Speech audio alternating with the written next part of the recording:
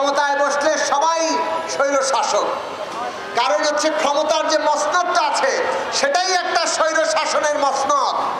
সংবিধান যে ক্ষমতার কাঠামো দিয়েছে, যে মসনদ বানিয়েছে, সেই মসনদে যেই বসে সেই স্বৈরাচারী হতে পারে। কারণ সমস্ত ক্ষমতা ওই একজন ব্যক্তির হাতে কেন্দ্রীভূত। উপরে আল্লাহ আর নিচে বাংলাদেশের প্রধানমন্ত্রী। বহুবার এই কথা আমরা বলেছি, আপনাদের সামনেও বলেছি।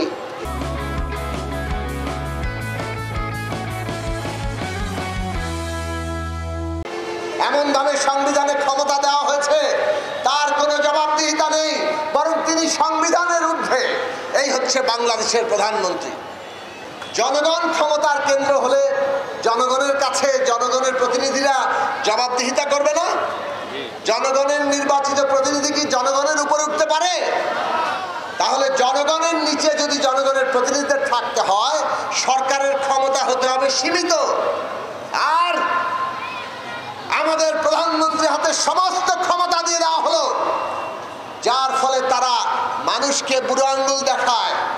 মানুষের ক্ষমতা দরকার নাই, মানুষের ক্ষমতা তো একটা ভোট। এই ভোটটা সবাই কেড়ে নিতে চেয়েছে।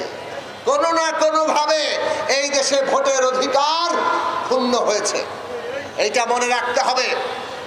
কাজেই গণতন্ত্রের যে প্রধান কথা, সরকার জনগণের প্রতিনিধি, জনগণের অধীন থাকবে, সেই ব্যবস্থা আগামী দিনে এই যে নতুন রিপাবলিক, সেই নতুন রিপাবলিক হচ্ছে আসলে একটা গণতান্ত্রিক রিপাবলিক। গণতান্ত্রিক একটা নাগরিকতন্ত্র, জনতন্ত্র এই দেশে কায়েম করতে হবে। সেটাই মানুষের আকাঙ্ক্ষা, সেটাই আমাদের ছাত্র, যুবা, তরুণ, শ্রমজীবী, মেহনতি মানুষ যারা এই অভ্যুত্থান করেছেন রক্ত দিয়ে, তাদের রায়। কাজেই এর বাইরে কোনোভাবে কেউ যেতে পারবেন না। বাংলাদেশের জনগণকে ঐক্যবদ্ধ থাকতে হবে, যাতে করে আর কেউ এই দেশে গণতন্ত্রের নামে ফ্যাসিবাদ কায়েম করতে না পারে, গণতন্ত্রের নামে স্বৈরাচারী কর্তৃত্ববাদ কায়েম করতে না পারে, গণতন্ত্রের নামে মাফিয়াতন্ত্র কায়েম করতে না পারে। তার জন্য প্রথম শর্ত হচ্ছে ক্ষমতার এবং ভারসাম্য, যাতে করে সরকার জনগণের কাছে জবাবদিহিতা করতে বাধ্য হয়, তার ক্ষমতাকে সীমিত করতে হবে। গণতন্ত্রের 2 নম্বর কথা হচ্ছে পদ্ধতিগতভাবে গণতন্ত্র হচ্ছে সংখ্যাগরিষ্ঠ রাষ্ট্র পরিচালনা করবে। 100টা ভোট আছে, যিনি 51 ভোট পাবেন, মানে সংখ্যায় বেশি পাবেন, তিনি রাষ্ট্র পরিচালনার দায়িত্ব পাবেন। কিন্তু বাকি 49 জন কি করবে? তাদেরকে যা ইচ্ছা তাই করা যাবে না, তাদের উপর স্বেচ্ছাচারিতা চালানো যাবে না। এই যে বিএনপির অবস্থা দেখেছেন না, কিংবা জামাত, কিংবা অন্য রাজনৈতিক দলগুলো, আমাদের অবস্থাও দেখেন। তুলনায় আমরা ছোট আকারের দল ছিলাম, আমাদের উপরে অত্যাচার করা হয়েছে, পুলিশের লাঠিচার্জ, মামলা, গ্রেফতার আমাদের নেতাকর্মীরাও ভোগ করেছেন। বিএনপির কথা বলছিলাম, লাখো লাখো মামলা, তাদের লাখো লাখো নেতাকর্মীর বিরুদ্ধে গুম, খুন, বাড়িতে ঘুমাতে পারে নাই। এইটা কি কোনো গণতন্ত্র? না। বাংলাদেশে আমরা এমন একটা গণতান্ত্রিক ব্যবস্থা চাই যেখানে সংখ্যাগরিষ্ঠ রাষ্ট্র পরিচালনা করবে, কিন্তু সংখ্যালঘিষ্ঠ তারা যাতে তাদের মর্যাদা, অধিকার নিয়ে এই দেশে বাঁচতে পারে, মাথা উঁচু করে তাদের রাজনৈতিক অধিকার চর্চা করতে পারে এবং সকল নাগরিক অধিকার মর্যাদা লাভ করে। কাজেই এইটা করতে পারবে কিভাবে? এইটা করতে হলে আমাদেরকে অবশ্যই ক্ষমতার ভারসাম্য তৈরি করতে হবে। সরকার হচ্ছে একটা অঙ্গ রাষ্ট্রের, আরো অঙ্গ হচ্ছে সংসদ, আরেকটা গুরুত্বপূর্ণ অঙ্গ হচ্ছে বিচার বিভাগ, এখন আরেকটা গুরুত্বপূর্ণ অঙ্গ হচ্ছে মিডিয়া, গণমাধ্যম। এই সবগুলোর মধ্যে ক্ষমতার ভারসাম্য থাকতে হবে। সরকার তার ভেতরে যত কিছু আছে জবাবদিহিতা করতে হবে। এই জন্য আমরা বলেছি 2 বারের বেশি আর কেউ প্রধানমন্ত্রী হতে পারবে না। রাষ্ট্রপতি এবং প্রধানমন্ত্রীর ক্ষমতার ভারসাম্য থাকতে হবে। এই দেশে স্থানীয় সরকার ব্যবস্থাকে শক্তিশালী করতে হবে, স্থানীয় শাসন না, স্থানীয় সরকার। ঠিক। এই দেশে ক্ষমতার বিকেন্দ্রীকরণ করতে হবে, প্রধানমন্ত্রীর ক্ষমতার জবাবদিহিতা আনতে হবে। এই যে সরকারের ভেতরের জবাবদিহিতা আর সরকারের সাথে বিচার বিভাগের ক্ষমতার ভারসাম্য, বিচার বিভাগে কোনো নির্বাহী বিভাগ কোনো প্রভাব রাখতে পারবে না। বিচার বিভাগ হবে সম্পূর্ণ স্বাধীন। এই কারণে বিচারকদের যে নিয়োগের ব্যবস্থা তার জন্য সুনির্দিষ্ট আইন করতে হবে এবং নির্বাহী বিভাগের কর্তৃত্ব থেকে সেটাকে আলাদা করতে হবে। আর নিম্ন আদালতকে সম্পূর্ণভাবে নির্বাহী বিভাগ থেকে আলাদা করতে হবে। এটা হবে বিচার বিভাগের অধীন, সুপ্রিম কোর্টের অধীন, আলাদা একটা সচিবালয়ের অধীন। কাজেই সরকারের কোনো নিয়ন্ত্রণ যাতে বিচার বিভাগে না থাকে। আর একটা হচ্ছে সংসদ। সংসদে সবই হাত তোলা এমপি, কারণ সংখ্যাগরিষ্ঠতা থাকলেই যে কোনো বিল পাস। আর সংখ্যাগরিষ্ঠতা যার আছে সেই দলনেতা যা বলবে বাকি সব তার দলের সদস্যদেরকে হাত তুলতে হবে, না হলে সদস্যপদ থাকবে না। ভোটে যদি বিপরীতে ভোট দেয় মেম্বারশিপ বাতিল।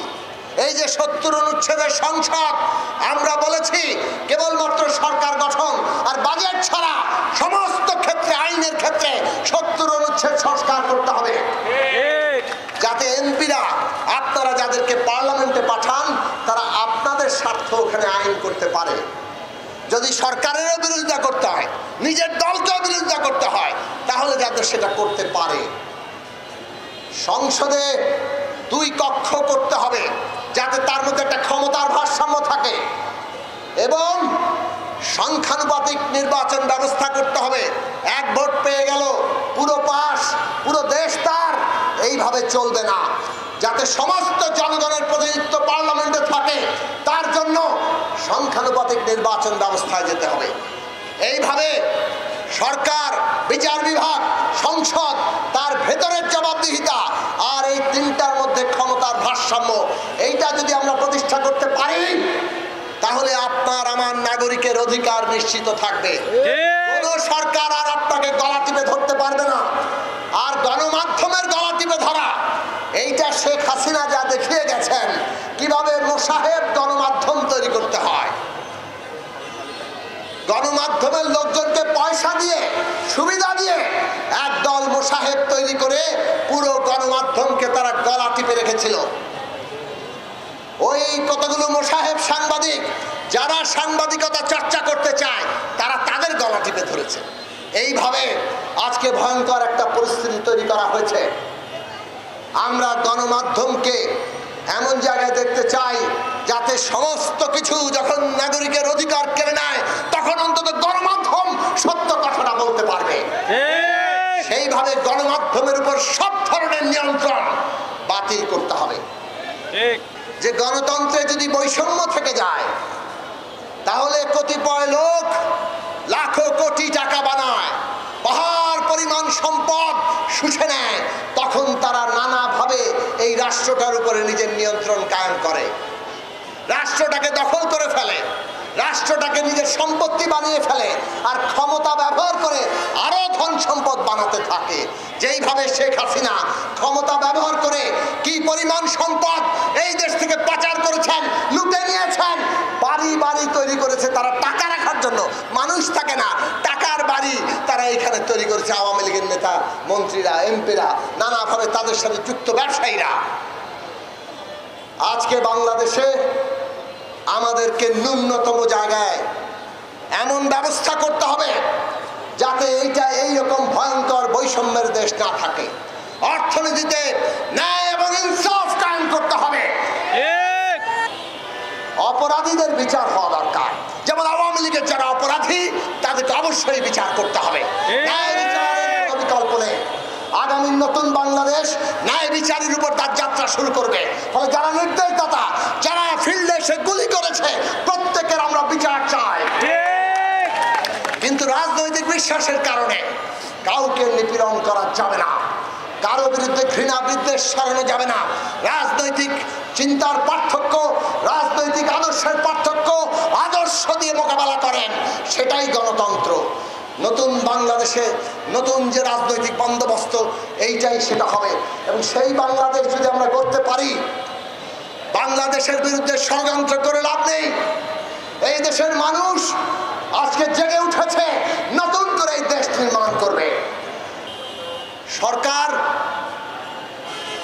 যে ভূমিকা রাখছেন তার মোটা দাগের গতিমুখকে আমরা এখনো সমর্থন করি। তারা আশু পরিস্থিতি মোকাবেলা করতে চেষ্টা করছেন। দীর্ঘমেয়াদী সংস্কার, পরিবর্তন, রূপান্তর, নতুন বন্দোবস্ত, তার জন্য তারা সংস্কার কমিশন সহ অনেকগুলো পদক্ষেপ গ্রহণ করেছেন। কিন্তু আমরা সরকারকে বলি, আমরা আপনাদের কাছে, জনগণ আপনাদের কাছে আরো দ্রুত, আরো কার্যকর পদক্ষেপ চায়। দেশের প্রশাসন এখনো পতিত ফ্যাসিবাদীদের দখলে। দেশের আইন শৃঙ্খলা বাহিনী, পুলিশ কাজ করছে না। কেন কাজ করছে না? কারা এর জন্য দায়ী? তাদেরকে চিহ্নিত করেন এবং তাদের বিরুদ্ধে ব্যবস্থা নেন। জনগণ আপনাদের সাথে আছে। রাষ্ট্রের, সরকারের, জনগণের ট্যাক্সের পয়সায় বেতন দেবে, কাজ করবে না, মানুষের নিরাপত্তা দেবে না, কোনোভাবে গ্রহণ করা যাবে না।